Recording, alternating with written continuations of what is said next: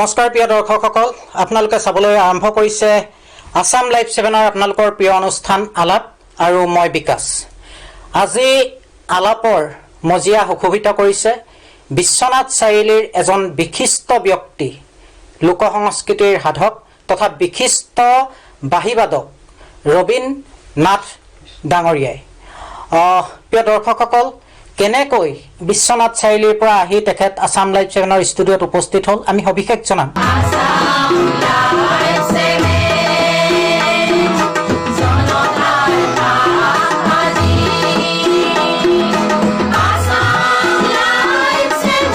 আপোনাক আসাম লাইভ 7ৰ ষ্টুডিঅ'লৈ স্বাগতম জনাইছোঁ। নমস্কাৰ। আমি কথা পাতিম, বহুখিনি কথা জানিব লগা আছে। কেনেকৈ আপুনি বিশ্বনাথ চাৰিআলিৰ পৰা আহি আসাম লাইভ 7ৰ ষ্টুডিঅ'ত উপস্থিত হ'লহি সেইখিনি কথা পাতিম। কিন্তু প্ৰথমতেই আমি যিহেতু ৰাইজক কৈছোঁ আপুনি লোক সংস্কৃতিৰ সাধক তথা বিশিষ্ট বাঁহীবাদক, প্ৰথম আপোনাৰ বাঁহীৰ এটা সুৰেই আমি এই যাত্ৰাটো আৰম্ভ কৰিব বিচাৰিম।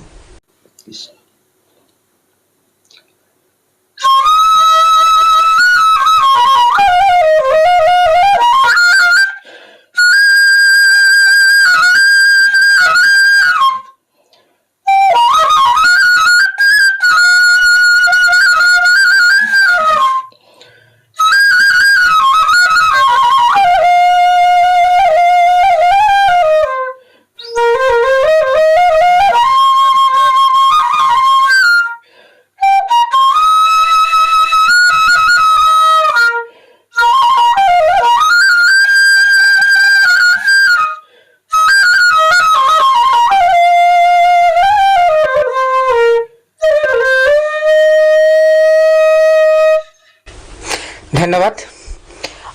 কেতিয়াৰ পৰা এই সুৰীয়া যাত্ৰা আৰম্ভ কৰিলে আমি সেইখিনি জনাবলৈ চেষ্টা কৰিম, কিন্তু প্ৰথম আমি জানিব বিচাৰিম আসাম লাইভ 7ৰ দৰ্শকক আমি জনাব বিচাৰিম আসাম লাইভ 7ৰ কথা আপুনি কেনেকৈ জানিলে? সুদূৰ আপুনি বিশ্বনাথ চাৰিআলিৰ পৰা আহি আমগুৰিৰ দৰে এটুকুৰা সৰু ঠাই, এটা সৰু পৰ্টেল আসাম লাইভ 7, ইয়াত আপুনি ইয়ালৈ আহিছে, কেনেকৈ জানিলে আসাম লাইভ 7ৰ কথা? তাত মই ফোনৰ নম্বৰটো পাইছিলোঁ, সেই ফোনৰ নম্বৰ যোগেদি মই আজি আহি ইয়াত উপস্থিত হ'বলৈ মই সক্ষম হৈছোঁ। আপুনি আমাৰ নিউজ ধাৰাবাহিকভাৱে চাই থাকে? আপুনি সন্ধিয়া আঞ্চলিক বাতৰিত আপুনি আঞ্চলিক বাতৰি পৰ্টেবল চেনেলৰ যিমানখিনি বাতৰি থাকে মই সকলোতে মই চাই থাকোঁ। আপোনালোকৰ বিশ্বনাথ চাৰিআলিৰ নিউজ আমি ধাৰাবাহিক প্ৰচাৰ কৰোঁ, সন্ধিয়াৰ আঞ্চলিক বাতৰি বা নিশাৰ আঞ্চলিক বাতৰি। এই চেগতে মই বিশ্বনাথ চাৰিআলিৰ আমাৰ সন্মানীয় সংবাদদাতাসকলক ধন্যবাদ জনাইছোঁ, কৃতজ্ঞতা জনাইছোঁ যে এয়া আসাম লাইভ 7ৰ নহয়, যিহেতু আমি সকলো এটা পৰিয়ালৰ সদস্য হিচাপে বিশ্বনাথ চাৰিআলিৰ আটাইকেইজন সাংবাদিকৰ এই যিটো খুৰাদেউ আহি আমাৰ ইয়াৰ পাইছেহি, আপোনালোকে যি কষ্ট কৰিছে আসাম লাইভ 7ৰ বাবে, আপোনালোকে যি নিউজ আমাক যোগান ধৰিছে, ইয়াৰহে বহিঃপ্ৰকাশ। গতিকে পুনৰবাৰ আপোনালোক আটাইকেইজনকে ধন্যবাদ আৰু কৃতজ্ঞতা জ্ঞাপন কৰিছোঁ।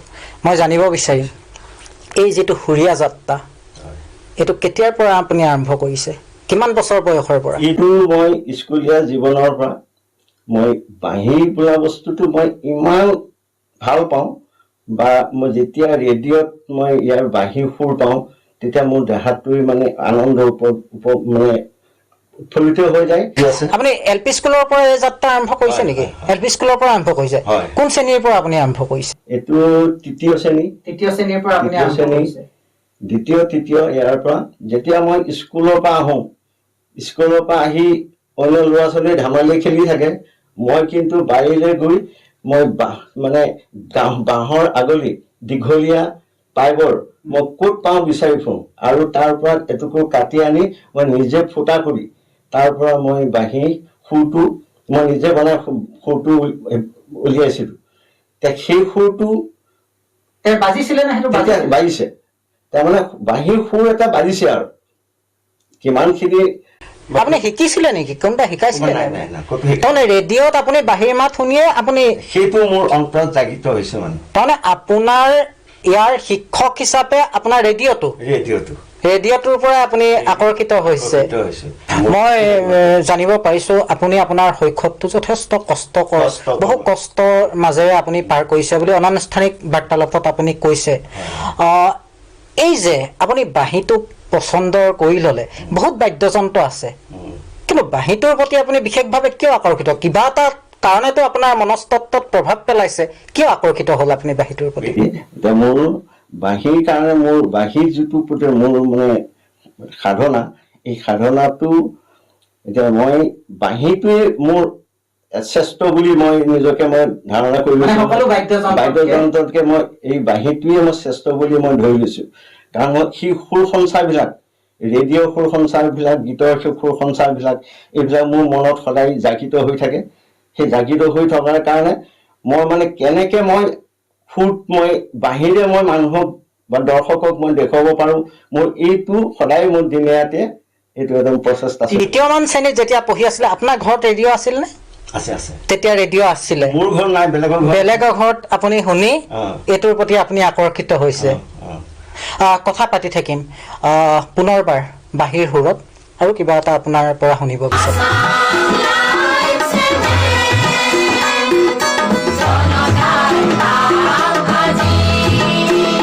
মই এবাৰ বৰগীতেৰে সৈতে আৰম্ভ কৰোঁ।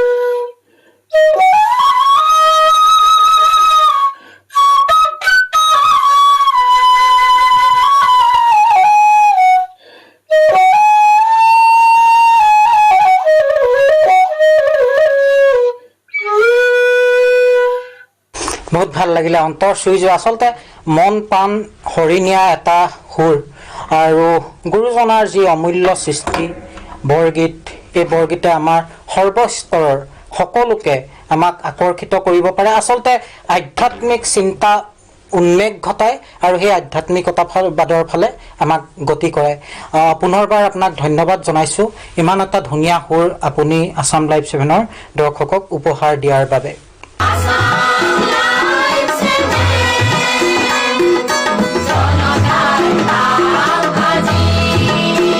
আমি বাঁহীৰ কথা জানিলোঁ, বাঁহীৰ আপোনাৰ প্ৰতিভা আমি দেখিলোঁ, আছাম লাইভ 7ৰ দৰ্শকে দেখিলে। বাঁহীৰ উপৰিও আপুনি কি কি বাদ্যযন্ত্ৰৰ লগত জড়িত, কি আপুনি বজায়? মই ঢোল, নেগেৰা, খোল, তাবলিছটো মই ইমানখিনি এটা অধ্যয়ন কৰিব পৰা নাই, কিন্তু তাৰপৰা বাঁহীটো থাকিল, আৰু এইখিনিয়ে মোৰ মানে। প্ৰিয় দৰ্শকসকল, যিহেতু আমি কৈছোঁ যে বিশিষ্ট বাঁহীবাদক হ'লেও তেখেত এজন লোকসংস্কৃতিৰ সাধক, আপোনালোকে ইতিমধ্যে জানিব পাৰিছে। মই জানিব বিচাৰিম আপুনি এই বাদ্যযন্ত্ৰ বজাবৰ বাবে বা এই সাধনাটোক লৈ অসম তথা অসমৰ বাহিৰৰ ক'ত ক'ত গৈছে আপুনি? মই এক নম্বৰতে গৈছোঁ উৰিষ্যাত গৈছোঁ। মই ড্ৰামাৰ কম্পিটিশ্যনত মই তাত মোক নিমন্ত্ৰণ দিছিলে, আৰু সেই নিমন্ত্ৰণত মই ৰক্ষা কৰিছোঁ। আমি আৰু কথা পাতিম পুনৰবাৰ আপোনাৰ বাঁহীৰ সুৰত, কিবা এটা আমি সুৰ শুনিব বিচাৰিম। কি শুনাব এবাৰ আপুনি?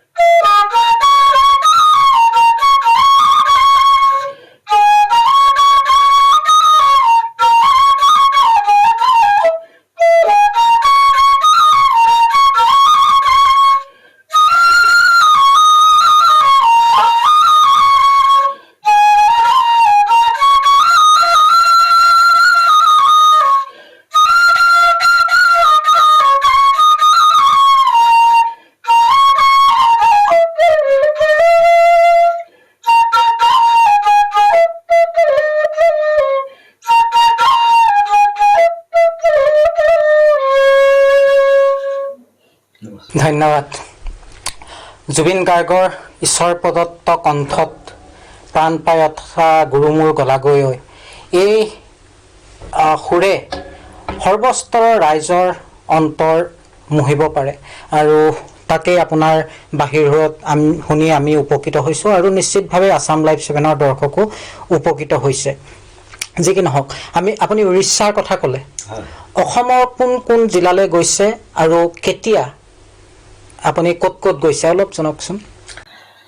মই নাহৰকটীয়াত ভাগৱত অনুষ্ঠানত গৈছিলোঁ, নেপালী ভাগৱত, তাত চব হিন্দী ভাষী ভজন সুৰ। তাৰপিছত শদিয়া গৈছোঁ, শদিয়াত ভাগৱত অনুষ্ঠান, মোৰ লগত আছিলে হৰিকান্ত দাস। শদিয়াৰ যিটো কথা ক'লে আপুনি অসমীয়া নে? অসমীয়া হৰিকান্ত দাস, তেখেত হৈছে মোৰ মানে পথ প্ৰদৰ্শক। হৰিকান্ত দাস তেখেতৰ ধেমাজি জিলা। তেখেতে এদিন মোৰ বাঁহী সুৰ শুনি তেখেতে মোক নিমন্ত্ৰণ দিলে। নিমন্ত্ৰণৰ পিছত তেখেতে মোক ভাল পাই গোটেই অসমৰ চুকে কোণে বিভিন্ন মানে ঠাইত তেখেতে প্ৰগ্ৰেম কৰে আৰু তেখেতৰ লগত মই বাঁহী সংযোগ কৰোঁ।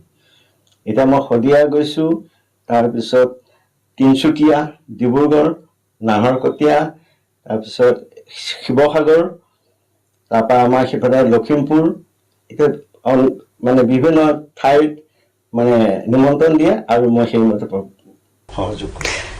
বাঁহীটোক হাতত লৈ আপুনি অসমৰ বিভিন্ন জিলা ভ্ৰমণ কৰিছে। ৰাইজৰ মনত এক মানে আধ্যাত্মিক চেতনাবোধ আপুনি বাঁহীৰ মাজেৰে বিতৰণ কৰিছে বা সুমুৱাই দিবলৈ চেষ্টা কৰিছে। এই যে বিভিন্ন জিলালৈ গৈছে, বিভিন্ন ৰাজ্যলৈ গৈছে, সেই ঠাইবোৰৰ, সেই মানুহবোৰৰ লগত সংস্পৰ্শ কৰি আপোনাৰ এনেকুৱা কি অভিজ্ঞতা আছে? ভাল লগা, বেয়া লগা, সুখ লগা, দুখ লগা, অলপ অভিজ্ঞতা শ্বেয়াৰ কৰকচোন। মই যি ভাগৱত অনুষ্ঠানত গৈছোঁ, দৰ্শকসকলৰ আদৰ সন্মান মৰম চেনেহ মই বহুত পাইছোঁ। সেই মৰমখিনি মই জীৱনত মই পাহৰিব নোৱাৰোঁ আৰু প্ৰত্যেকৰে যিখিনি আদৰ সন্মান, যিটো মোক ভাল পোৱা, সেইটো ফোন কৰি মোক হেৰি কৰে যে খা খবৰ লয়। কথা পাতি থাকিম পুনৰ। আপোনাৰ বাঁহীৰ সুৰত এবাৰ আমি এটা বিহুনাম শুনিব বিচাৰিম, আছাম লাইভ 7ৰ দৰ্শকক শুনাব বিচাৰিম।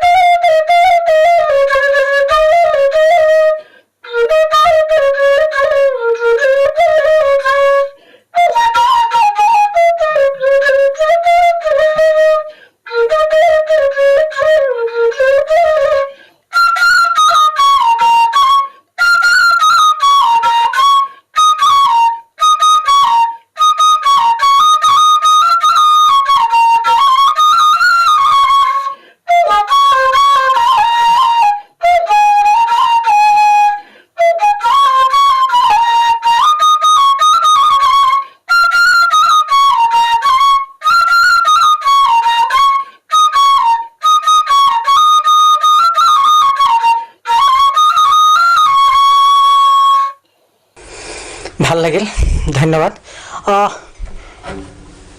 পূৰ্বৰ যিখিনি বিহুনাম 90 দশকৰ ধৰক যিখিনি বিহুনাম তাত যিখিনি কথা আছিল প্ৰকৃতিক লৈ সঁচাকৈ সেই বিহুগীতখিনি সদায় নতুন হৈ থাকে, আমাৰ মনত সজীৱ হৈ থাকে। কিন্তু আজি এনেকুৱা এখিনি গীতিকাৰে বিহুনাম সৃষ্টি কৰিছে য'ত মানে শব্দৰে প্ৰকাশ কৰিব পৰা নাযায়। এদিন শুনাৰ পিছতে আমনি লাগে, ভাল নালাগে। নাজানো কিয় আমি 90 দশকৰ সেই অমীয়া সুৰবোৰ বা সেই বিহুগীতৰ কথাবোৰ শুনাৰ বাবেই আজিকালিবোৰ স্পৰ্শ কৰিব নোৱাৰে নেকি মই নাজানো। কেনেকুৱা লাগে আজি যিবোৰ তৰল কথাৰে বিহুনাম সৃষ্টি কৰিছে, অতীতৰ যি বিহুনাম, ইয়াৰ মাজত কি পাৰ্থক্য দেখা পায় আপুনি এজন জ্যেষ্ঠ ব্যক্তি হিচাপে?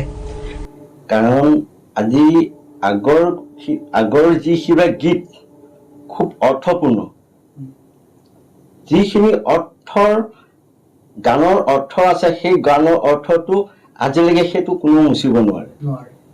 আজি নতুন গানৰ যিটো সৃষ্টি হৈছে, সৃষ্টিটো এবছৰ শুনিলে, দুবছৰ শুনিলে সেইটো পাহৰি যায়। কিন্তু আজি ভূপেন হাজৰিকাৰ গীতে আজি কিমান বছৰৰ আগত গাইছিলে, সেই গীত আজিও মানে পাহৰিব সদায় নতুন হৈ থাকিব। গতিকে মই ভাবো আগতকে বহুত উন্নত হৈছে, বহুত ভাল ভাল গীত ৰৈছে, কিন্তু খন্তেকীয়া। বাদ্যযন্ত্ৰ উন্নত হৈছে, কিন্তু মানুহৰ মানসিকতাবোৰ যেন তৰল হৈ গৈছে, তেনেকুৱা নিচিনা।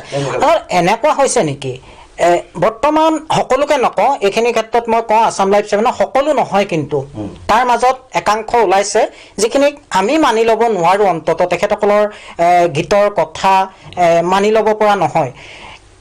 তেওঁলোকে যি সমাজ ব্যৱস্থাত ডাঙৰ দীঘল হৈছে, প্ৰতিপালিত হৈছে, তেওঁলোকৰ মানসিকতা যেনেধৰণে গঢ় লৈছে তাৰে বহিঃপ্ৰকাশ নেকি বাৰু এইবোৰ? কাৰণ এতিয়া নতুন জেনেৰেশ্যনে যিটো সুৰ সঞ্চাৰ পাইছে, যিখিনি গীত মাতখিনি পাইছে, সেই মাতৰ বা সেই সুৰতেই সুৰ মিলাই পেলাই চলি গৈছে। কিন্তু আগৰ কথাটো কৈছো, আগৰ গীতবিলাকৰ ইমান সুন্দৰ, আৰু সুন্দৰ মানে অৰ্থপূৰ্ণ। সেই অৰ্থপূৰ্ণখিনি সেইখিনি আমি পুৰণা মানুহ, আমি আগৰ গীতবিলাকৰ আমি সদায় আমাৰ অন্তৰত সদায় মচিব নোৱাৰা এটা এটা আছে। সঁচাকৈ বৰ্তমান একাংশ গায়কে, শিল্পী বুলিতো ক'ব পৰা নাযায় এইসকলক, গায়কে আত্মসন্তুষ্টিৰ বাবে নিজৰ মনোভাৱ প্ৰকাশ কৰিছে আৰু সাময়িক সময়ৰ বাবে কাবাক তৃপ্তি দিছে, কিন্তু সেইবোৰ ক্ষণস্থায়ী হৈ গৈছে, সময়ৰ সোঁতত বিলীন হৈ গৈছে। দীপেন বৰুৱাহঁতৰ দৰে, ভূপেন হাজৰিকাহঁতৰ দৰে, জয়ন্ত হাজৰিকাহঁতৰ দৰে বা পাপনহঁতৰ দৰে, জুবিনৰো বহুতখিনি ভাল লগা আছে, এখেতসকলৰ স্থান এওঁলোকে ল'ব নোৱাৰে। যি কি নহওক, পুনৰ আকৌ এটা আমি খুব কম সময়ত সামৰিব লাগিব। এইবাৰ আপোনাৰ বাঁহীত আমি কি সুৰ শুনিবলৈ পাম? মই ভূপেন হাজৰিকা গীতৰ এটাকে ভাল লাগিব।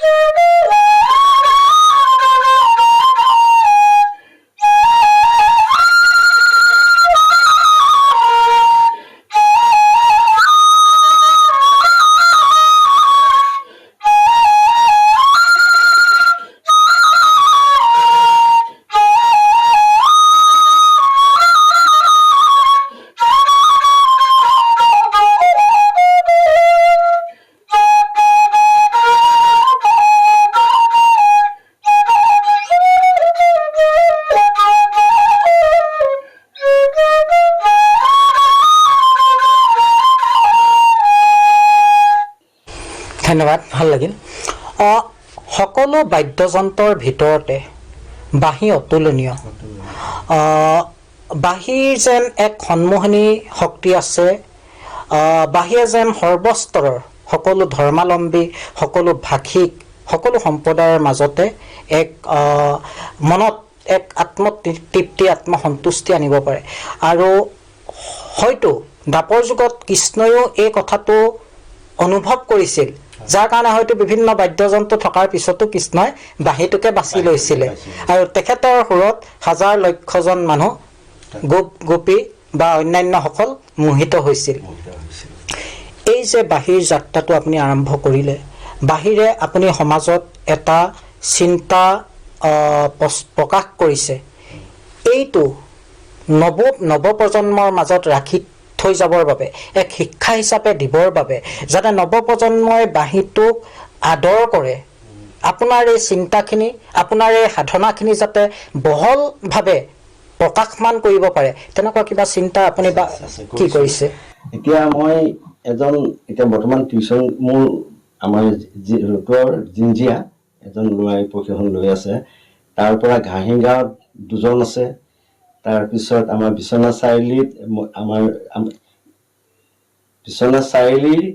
এজেগাত 2জন, প্ৰায় 8জন মান এতিয়া মোৰ শিষ্য হিচাপে 8জন মান এতিয়া বৰ্তমান আছে।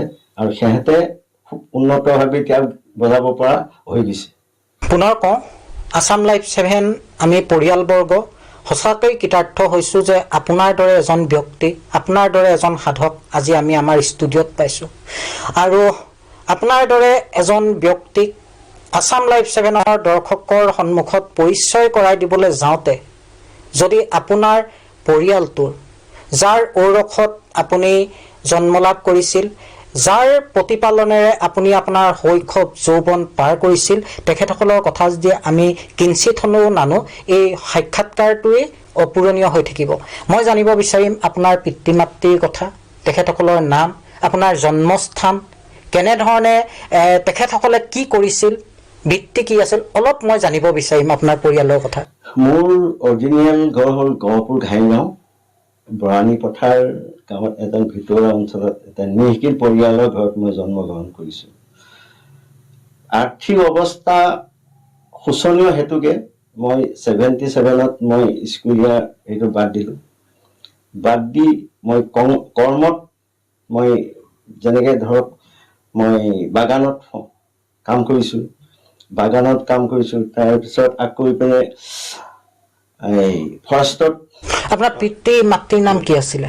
ভোগসিং নাথ আৰু দিনেশ্বৰী নাথ।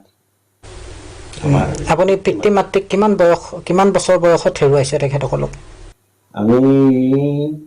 মই বিয়া বাৰু কৰা নাই তেতিয়া। বিয়া বাৰু তেখেতসকলৰ আপোনাৰ পিতৃৰ বৃত্তি কি আছিলে তেতিয়া, কি কৰিছিলে? আমাৰ দেউতা হৈছে মানে সাধু সন্যাসী, সাধু তাৰমানে বিভিন্ন মঠ মন্দিৰ, গান বাজানা, গীত মাত এইখিনি কৰি দেশে দেশে ভ্ৰমণ কৰা এজন আমাৰ, তাৰ ঔষধ মই এজন সাধু। আৰু তেখেতৰ এতিয়া সেই অন্য বৃত্তিটো নাই। তেখেতে টোকাৰী বজাব জানে, বাদ্যৰ ভিতৰত টোকাৰী বুলি যে কয় যে বিন বজায়। আৰু তেনেকুৱা সাধু সন্যাসী বা বিভিন্ন জেগাত গৈ তাত নাম কীৰ্তন বা মঠ মন্দিৰত এইবিলাকত সি তেনেকৈ দিনকেইটা কটাইছিল আমাৰ দেউতাই। মাটো আৰু এতিয়া ঘৰৰ অৱস্থাটো একেবাৰে বেয়া, গতিকে লোকৰ ঘৰে কাম বন কৰি আৰু সময়বিলাক। আমাৰ ককাই এজন, বাইদেউ 2জনী, সিহঁতৰ একেই অৱস্থা। সিহঁতৰ আমাৰ যিটো দুৰ্বল মানে আমাৰ অৰ্থনৈতিক দিশে, গতিকে সিমানখিনি কৰিব পৰা নগ'ল। আমি ভাগ্যক্ৰমত ভগৱানৰ কৃপাত আজি মই এই জনস্বাস্থ্য কাৰিকৰী বিভাগত মই নিয়োজিত হ'বলৈ ভগৱানে মোক কৃপা কৰিলে। সেই তাত মই সহযোগ কৰাৰ কাৰণে, তাত নিয়োগ হোৱাৰ কাৰণে আজি মই এই জগতখন চাবলৈ মই পাইছোঁ। আপুনি জনস্বাস্থ্য কাৰিকৰী বিভাগত কৰ্মৰত আছিল আৰু তাৰ পৰাই আপুনি অৱসৰ গ্ৰহণ কৰিছে। দৰ্শকসকল, বাঁহীৰ দৰে এটা বিশাল পাঠ্যক্ৰম আৰু দদাইদৰ দৰে এজন সাধকৰ লগত আলোচনা কৰি ইমান কম সময়ৰ ভিতৰতে মুখনি মৰাটো সম্ভৱ নহয়। নিশ্চয় আপোনালোকেও অৱগত হৈছে। যদিও আমি অনুষ্ঠান সামৰিব লাগিব আৰু শেষত আমি আপোনাৰ সুৰেৰে পুনৰ এবাৰ আছাম লাইভ 7ক মোহিত কৰিব বিচাৰিম। কি শুনাব এবাৰ? মই ৰেডিঅ'ৰ বিদ্যাৰ্থী অনুষ্ঠানৰ এটা মই সুৰ এটা দিওঁ। ভাল লাগিব।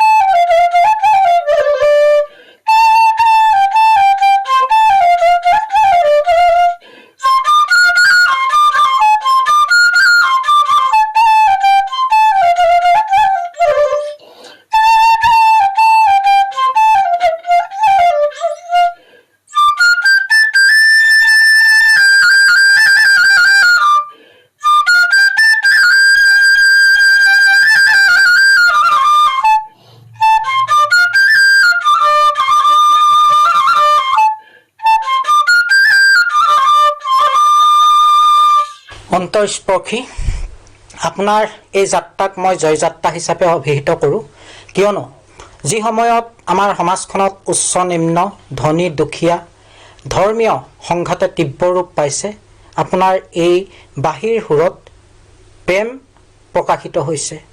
আৰু মই ভাবোঁ আপোনাৰ বাঁহীৰ সুৰত নিৰ্গত এই প্ৰেমে আমাৰ সৰ্বস্তৰৰ সকলো ধৰ্মীয় ভাষিক মানুহৰ মাজত এক আন্তৰিকতা, এক বিশ্বাস, এক ভাতৃত্ববোধ জগাই তোলক, তাৰেই কামনা কৰিছোঁ।